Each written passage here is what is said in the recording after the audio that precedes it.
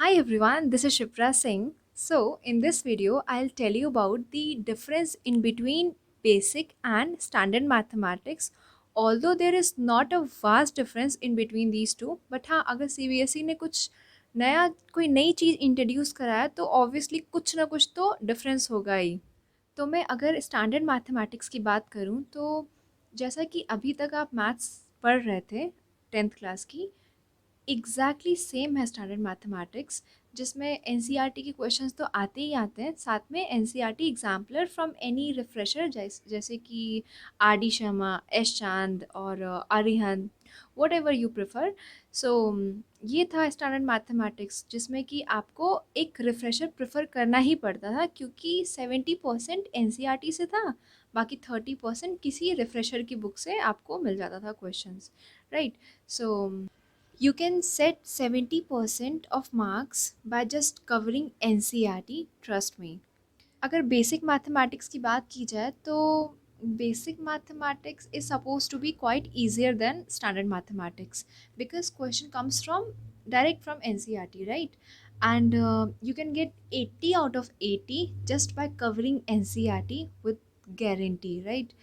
सो ये एडवांटेज है basic maths का और स्टैंडर्ड मैथ्स का। आपको ये जानना बहुत ज़रूरी है क्योंकि आप उसके बेसिस पर ही चूज़ करेंगे।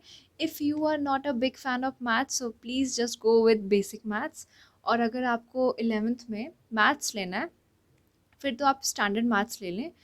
ओके, वन मोर पॉइंट, अगर आपने बेसिक मैथ्स ले लिया और आपको बाद में इंटरेस्ट आया कि हाँ मुझे तो इंजीनियरिंग करनी है, 11th में मैथ्स लेना है या कॉमर्स में मैथ्स लेना है, तब तो आपका बेसिक मैथ्स वर्क नहीं करेगा, तब आपको सीबीएसई अलाउ नहीं करता 11th में मैथ्स लेना।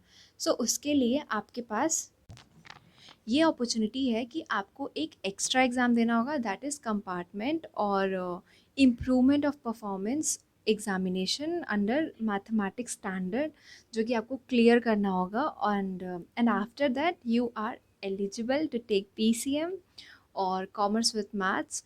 और बाकी बेसिक मैथ्स और स्टैंडर्ड मैथ्स दोनों में से कोई भी आप ले लो, आप पीसीबी और कॉमर्स विदाउट मैथ्स और आर्ट्स तीनों के लिए एलिजिबल हो, दोनों ही केस में। बट हाँ, अगर आपका बेसिक्स है और आपको आगे जाके मैथ्स लेना है, उसके लिए आपको ये एग्ज़ाम देना पड़ेगा। ये क्लियर करने के बाद ही आपको पीसीएम और कॉमर्स विथ मैथ्स मिलेगा। So that's it about standard maths and basic maths.